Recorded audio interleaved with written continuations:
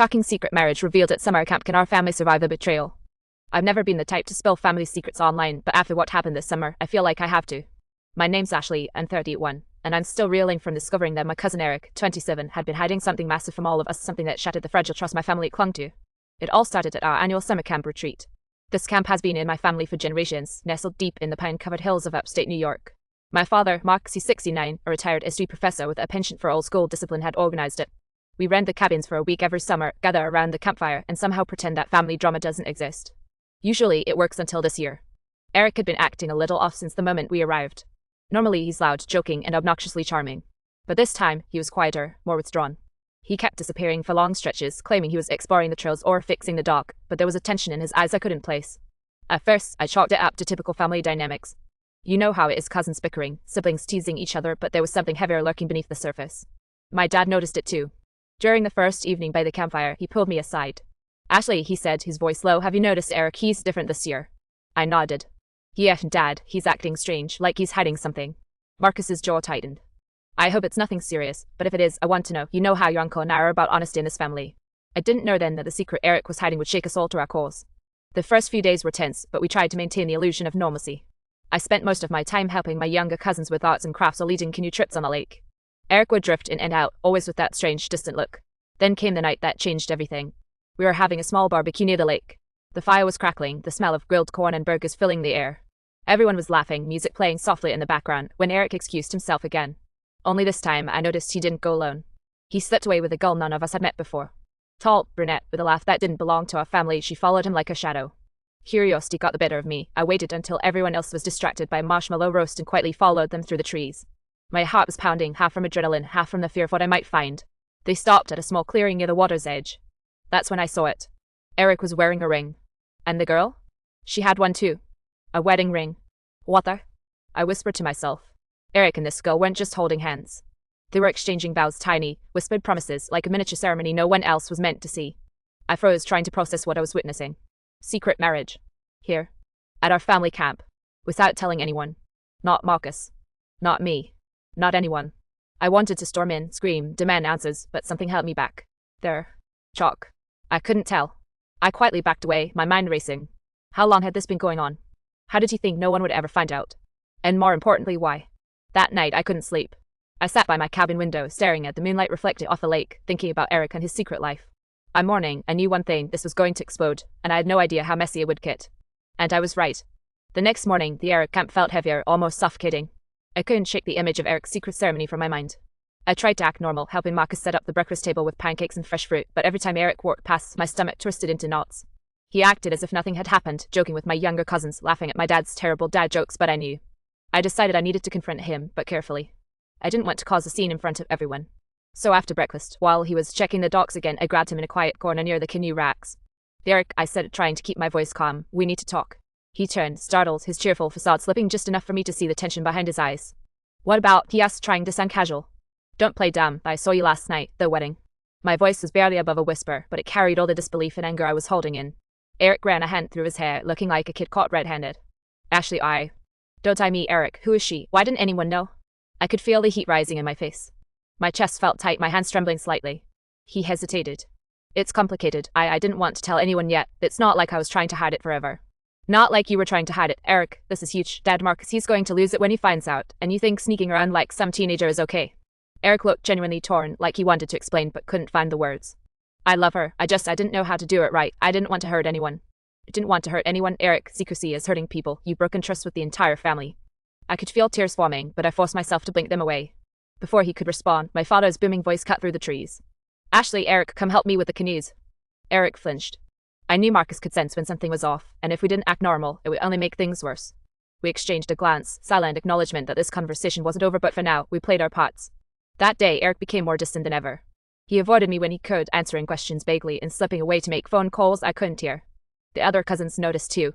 Small whispers started, innocent enough. "Why is Eric acting weird? Who's that girl with him?" By the second day, the whispers had grown into tension-filled murmurs. Marcus noticed too. During lunch, he asked, "Ashley, have you noticed Eric seems different?" I swallowed hard. "Yeah, Dad, something's definitely going on. I don't know what, but it's serious." Marcus frowned. "We need to handle this carefully. Secrets in this family, they don't stay buried, you know that." I did know. Our family history was littered with hidden truths and betrayals, most of which ended in years of awkward silence, resentments, and sometimes even estrangement. And now Eric had added his own secret to that legacy. That evening, we had a talent show by the campfire. Kids were performing songs, magic tricks, and skits. Normally, I love this part of camp, but I couldn't focus. Every time Eric laughed at someone else's performance, my mind snapped back to the clearing by the lake. It was during the talent show that I noticed something strange. The girl from last night was here sitting quietly at the edge of the crowd, holding Eric's hand under the table. No one recognized her. No one questioned her presence. But I did. And the look Eric gave her, protective, almost guilty, made my stomach drop. I realized then that this wasn't just a secret relationship. This was a marriage kept hidden in plain sight, a ticking time bomb that was about to destroy whatever calm we had left at camp. By the end of the show, I knew I had a choice: stay silent and watch the fallout happen naturally, or confront the truth head on and risk shattering the family's summer forever. I wasn't ready to decide yet, but deep down, I knew Marcus would demand honesty soon, and there was no hiding from that storm. By the third day of camp, the tension was almost tangible. You could cut it with a knife. Even the younger cousins were whispering to each other, sensing something was off. I could feel it in the way Marcus paced near the lake, muttering to himself while scanning the cabins like a hawk. He didn't know yet about Eric's secret, but you could see the worry etched into every line on his face. And I knew it was only a matter of time before everything exploded. That morning started normally, or as normal as camp life could be, but Eric's behavior was impossible to ignore. He avoided everyone like a ghost, slipping through the crowd of our extended family with that same tense, guilty energy. The girl, whose name I still didn't know, was always just a few steps behind him. She wore casual camp clothes, blending in, but I noticed her eyes darting constantly, scanning for prying eyes. I decided to confront Eric again, this time with a plan. I cornered him near the old boathouse, the smell of damp wood and pine filling the air. "Eric," I said sharply, "this has gone far enough. You can't keep this from Dad. You can't keep it from any of us." He flinched but didn't deny it. Instead, he sighed, running a hand over his face. "Ashley, I didn't know how to tell anyone. I was scared." "Scared? You think hiding a marriage from your family isn't terrifying? You've crossed a line, Eric. This isn't just some prank or fling. This is serious. Then you've betrayed every single person here." He looked down at the ground, quiet for a moment. Then, quietly, he said, "I didn't want to ruin camp. I didn't want Dad to be upset, and I love her. I didn't know how to make it right." I shook my head. "You've already made it wrong, Eric. Keeping secrets like this, it's catastrophic. Eventually, everyone's going to find out, and the fallout, I don't even want to imagine it." Before he could respond, a shout came from behind. "Ashley, Marcus wants you at the main cabin." I turned, heart sinking. Marcus had probably noticed Eric's strange behavior, and if he had, things were about to get worse. I hesitated, looking at Eric. "We'll talk later." He nodded, guilt written all over his face. At the main cabin, Marcus was pacing, eyes sharp and piercing. He stopped when he saw me. "Ashley, tell me you know something," he said, voice tight. "I do, Dad," I said, my voice firm. "It's Eric. He's hiding something huge." Marcus froze. "What do you mean?" Before I could answer, Eric walked in, his expression a mixture of defiance and fear. I could feel every eye in the room on us, the cousins, aunts, uncles, even the younger kids, sensing the tension without understanding why. "I have something to tell you all," Eric said, voice shaking. He looked at Marcus, then at me, and finally at the girl standing quietly in the corner. I got married." The room went silent. Every jaw dropped. My father's face turned ashen. "Married?" Marcus barked. "Married? You're 27 years old and you didn't even mention this? Ashley, did you know?" "I saw them," I said quietly, almost whispering. "Last night by the lake, they had a ceremony." Eric's wife, finally speaking, stepped forward. I didn't want to intrude. I wasn't sure how to fit in. The silence stretched, broken only by the crackling of the old fireplace. Then Marcus's voice cut through, low and deadly serious. "This is not acceptable. Hiding this from family, especially here at camp, is a betrayal. Ashley, you were right. Secrets like this destroy trust, and you've all disregarded the family completely." I felt a pang of sadness and anger. Part of me wanted to scream, to lash out, but I held back. The devastation in my father's eyes was enough to know this summer would never be the same. By the end of that confrontation, it was clear the secret had detonated, and there was no going back. Eric had crossed a line that would take years, maybe decades, to repair. And for the first time in my life, I realized just how fragile family trust could be, how one hidden truth could send shockwaves through generations. By the fourth day of camp, the tension was unbearable. After Eric's confession, every meal, every activity, every quiet walk by the lake felt like walking to a minefield. Marcus hadn't said much since the revelation, but the weight in his eyes spoke volumes. I knew he was trying to control his anger, but the occasional muttered curse under his breath made it clear he was struggling. Eric, for his part, seemed almost broken. He hovered near his wife, protective, apologetic, and guilty all at once. The rest of us didn't know how to interact with him. Cousins whispered behind his back, and a few aunts shot me sympathetic glances, as if I were the keeper of a family apocalypse. That afternoon, we had scheduled a canoe trip on the lake. I decided to confront Eric one last time before things got even messier. I found him and his wife at the edge of the dock. "Eric, we need to talk," I said, my voice steadier than I felt. He sighed. "Ashley, I know you're angry. I don't blame you." "Blame Eric. It's not just anger, it's betrayal. You didn't just hide a relationship, you hid a marriage, and Dad is crushed. You've made this a catastrophe." He looked at me, eyes wet. I didn't know how to do it right. I love her, and I thought maybe we could wait until camp was over, until things settled. I thought I could protect everyone from this. This? I snapped, gesturing at the calm lake around us, the camp that was supposed to be a safe haven. This is exactly what happens when you hide things. It explodes. Eric, you've destroyed trust in one fell swoop. Do you realize what you've done? He flinched, but I pressed on. Marcus is angry. I'm angry. Everyone is angry. And you're scared. That's not love, Eric. That's fear disguised as control. And it's tearing this family apart. Before he could answer, Marcus appeared at the edge of the dock, his expression a storm of fury and heartbreak. Eric, he barked, voice echoing across the water. I trusted you. I trusted you to uphold this family's values, and this is what you call honesty? Dad, Eric stammered, but Marcus cut him off. No, you listen, Marcus said, pointing a finger at him. You don't get to justify this, hiding a marriage, sneaking around. That is a betrayal of every ounce of trust this family has ever had. Ashley was right. You've created a catastrophe, and now we all pay the price. Eric's wife stepped forward, trembling. Mr. Marcus, I never meant to cause harm. I love him, but Marcus's gaze softened briefly, then hardened again. I don't care how you feel right now. Actions have consequences, and this deceit will have consequences you haven't even imagined. Tears welled up in my eyes. I felt a mix of relief, sorrow, and exhaustion. The confrontation we'd all been avoiding was finally happening, and it was worse than I imagined. Eric sank to the dock, head in his hands. I wanted to comfort him, to say it would be okay, but I couldn't. Not yet. Trust, once broken like this, doesn't rebuild overnight. And even as I watched him crumble, I knew that every family gathering from now on would carry the weight of this secret, this betrayal, this summer where everything changed. For hours, the three of us, Marcus, Eric, and I, sat there in silence. The sun dipped behind the trees, painting the lake gold and crimson. It was beautiful, almost serene, but underneath, the fracture in our family ran deep. By nightfall, Eric had apologized again, his words shaky and raw. Marcus had calmed slightly, though the disappointment lingered in his every glance. And I realized that confronting the truth, painful as it was the only way forward. Secrets could destroy families, but honesty, even brutal honesty, was the first step toward rebuilding. As we headed back to the cabins, I took a deep breath, knowing that the hardest part wasn't over.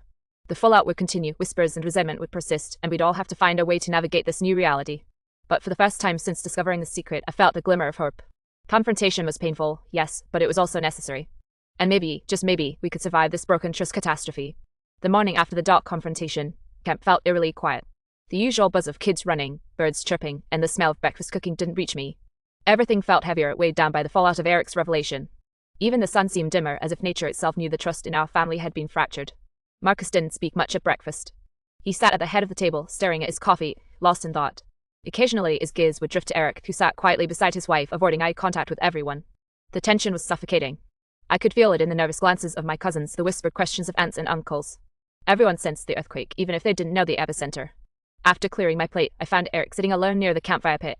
His wife was with the younger kids, trying to keep them distracted, and Marcus was somewhere in the woods, probably pacing again. I approached cautiously. Eric, I began, my voice softer than yesterday. How are you holding up? He looked up, dark circles under his eyes, a mixture of guilt and exhaustion in his expression. Honestly, not well. I thought keeping it secret would make things easier, but I was wrong. I see that now. I nodded. It's not just about you, Eric. It's about everyone. Dad's hurt, the family's hurt, and you've created this mess. He nodded slowly. I know, I want to make it right, but I don't even know where to start. How do you fix something like this? You start by being honest, I said. With everyone, not just Dad, not just me. You need to let the family know who she is, why you married her, and answer the questions they're dying to ask. Secrets always come out eventually. The longer you hide, the worse it gets. He let out a shaky breath. I'm scared, Ashley, scared that they'll never forgive me. I put a hand on his shoulder. Maybe they won't at first, but at least you tried. That counts for something. And Dad, he's angry, yes, but he's also family. He'll want to understand eventually. We spent the rest of the morning walking around camp, talking in whispers. Slowly, Eric started to open up about how he and his wife had met, how their relationship had developed, and why he felt he couldn't reveal the marriage sooner. I listened, offering what guidance I could, trying to prepare him for the inevitable questions from Marcus and the rest of the family. By lunchtime, the atmosphere was tense but slightly more manageable. Eric approached Marcus, hands shaking, and began to explain everything. His voice was low but steady, filled with remorse. Marcus listened, his face unreadable, only occasionally interjecting with pointed questions. I stayed nearby, feeling the weight of both fear and hope pressing on me. The afternoon brought awkward conversations with other family members. Aunts, uncles, and cousins came by, some cautiously supportive, others more judgmental. Slowly, the initial shock began to soften, replaced by the messy, complicated process of processing betrayal and finding a way forward. By evening, Marcus pulled Eric and me aside near the lake. I won't lie, he said, his voice heavy. I'm disappointed, deeply, but I also see that you're trying. That counts for something. This family we survive because we try to forgive even when it's hard. Eric nodded, swallowing hard. Thank you, Dad. I'll do whatever it takes to make this right. I looked at him, feeling a mixture of relief and lingering frustration. Just don't hide anything again, Eric, ever. Secrets like this destroy families. Don't let it happen again. He gave a small, grateful smile. I promise. That night, we gathered around the campfire one last time. The flames flickered, casting long shadows of faces marked by exhaustion, lingering hurt, and tentative hope. Conversations were quieter, more sincere. Laughter was scarce but genuine when it came. And for the first time since the revelation, I felt a sense of fragile healing beginning to take root. The secret marriage had caused chaos, broken trust, and emotional upheaval. But in the aftermath, I realized that honesty, even painful honesty, could create a path toward reconciliation. Camp wouldn't be the same again, but maybe, just maybe, we could survive this storm and rebuild stronger than before. Now that camp is over, I've had some time to process everything. It's strange how quickly a secret can ripple through a family and leave permanent marks. Eric's secret marriage didn't just shock us, it forced every one of us to confront our own expectations, trust, and sense of family loyalty. In the weeks after camp, the conversations continued, though less explosive. Marcus, my father, slowly started to let go of the initial fury, replacing it with cautious understanding. He's never been the type to sugarcoat things. Disappointment doesn't fade overnight, and trust, once broken, isn't easily rebuilt. But he also recognizes that holding grudges indefinitely destroys relationships. In his own quiet way, he began reaching out to Eric, asking questions, offering guidance, and sharing memories. I watched them tentatively rebuild the bridge that secrecy had burned. Eric has changed too. He's more aware of how his actions affect others, more careful about transparency, and more willing to make mistakes. Seeing him genuinely try to make amends has been a relief, though I won't lie, part of me will always carry the memory of that night by the lake, that moment when our family's trust hung by a thread. And then there's me. I've learned that stepping up, confronting the truth, and demanding accountability doesn't make you cruel, it makes you responsible. I realize that family loyalty doesn't mean ignoring problems. Sometimes it means facing the uncomfortable truths and helping guide people back when they've gone astray. I've also learned about forgiveness. It's messy and imperfect. It doesn't erase the hurt or the betrayal, but it allows people to move forward. Watching my family navigate the aftermath of Eric's secret, I understood that forgiveness is an active process, not just a feeling. It takes time, patience, and a willingness to see past anger to the person beneath. Even my younger cousins, who had witnessed snippets of the chaos, learned something valuable. They saw that adults can make huge mistakes, that secrets have consequences, and that honesty, even when it causes pain, can ultimately prevent far worse disasters. It wasn't an easy lesson, but it was a powerful one. The camp itself felt different after the storm. Sitting by the lake in the evenings, I could see the beauty in the world around us, the calm in the trees, the reflection of sunlight on water, but I also saw how fragile that calm is. One hidden truth, one choice to keep something secret, can shatter the illusion of peace instantly. That's a lesson I won't forget. Now, whenever I think of this summer, it's a mix of heartbreak, tension, and hope. Eric's secret marriage will always be part of our family history, a reminder of how quickly trust can break and how hard it is to rebuild. But it's also a reminder of resilience. Families survive chaos when they confront it together, when they communicate, and when they allow for mistakes and growth.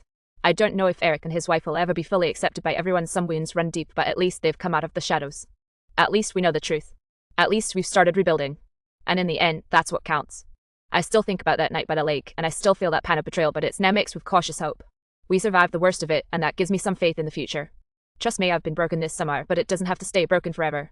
And maybe that's the most important lesson of all. Family is messy, full of secrets, and sometimes catastrophic, but it's also capable of incredible resilience, love, and growth. I'll carry that with me always.